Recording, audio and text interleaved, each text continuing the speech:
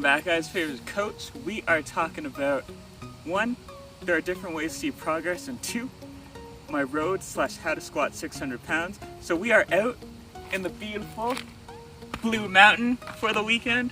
So I'm going to be showing you a few clips here and there. And I'm going to get to business and talk about different ways to see progress on your road to your powerlifting triumphs and how to increase that squat and how I'm working to get that big 600 pound squat.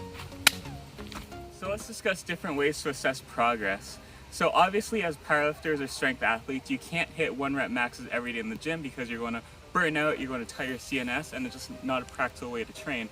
So what are other ways you can use to measure success? So one is tracking and keeping a log of your training blocks month after month. So let's say 2 years ago you hit 4 sets of 8 on squats with 405. Then a year later you did 4 sets of 8 with 435. So that's showing you made a progress, increasing your work capacity at a higher rate for those reps. So that shows you that you increased your fitness at those reps and your strength. Now I want to show you a quick example, which I'm going to throw up on the scene. So here was 2 years ago at Nationals where I squatted 551 versus like a week ago when I did 561. So you can see the weight is a bit heavier, but it moved at a faster rate. So that showed you that I did get more proficient and I did get stronger over time.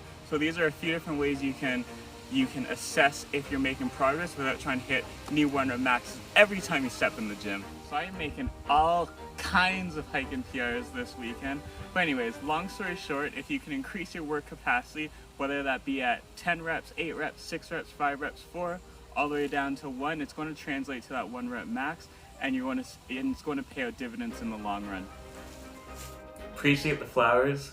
They're not dead, they're just hibernating. We are back from Blue just in time to talk about how I'm getting to my big 600 pound squat PR. I want to talk about ways which can help you improve your squat and improve your lifts. Because obviously we don't want to be one of those gym bums who's always bragging about hitting big lifts, but doesn't really put their mouth where the money is. So we want to be those people who continues to progress in our lifting career. So basically what I'm doing right now is a model off of linear periodization, just basically going right back to the basics. And I'm going to put a chart right up here to explain what linear periodization is if you don't know.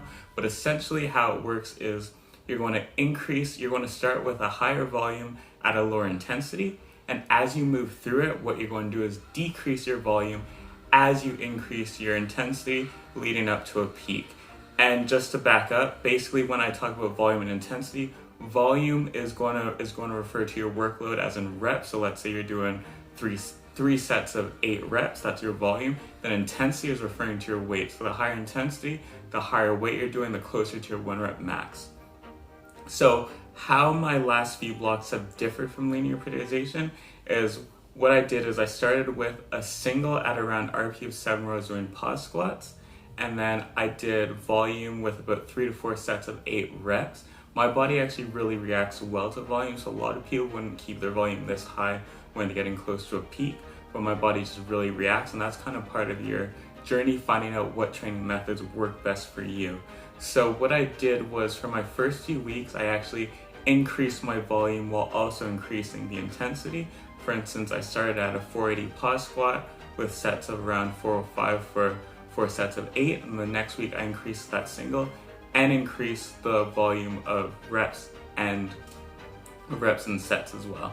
So, but then when I basically got closer to my roadblock for volume, that's when I started to decrease the volume of my volume sets while still increasing the intensity of both my singles and my volume. So that's when I got closer on track with the linear periodization model.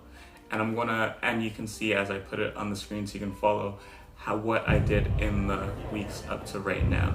So today I'm going to go for a 580 squat in the gym, no pause. And then next week I'm going to have my volume / taper week. Then the week after it's going to be the big week where I'm going for that big 600 pound lift. So wish me luck. If I stay tuned, you'll find out how I did.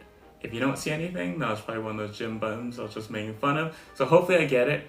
If there's anything you guys want me to cover, let me know in the comments below. If you want me to cover a series where I go over different training modules and periodization plans, let me know.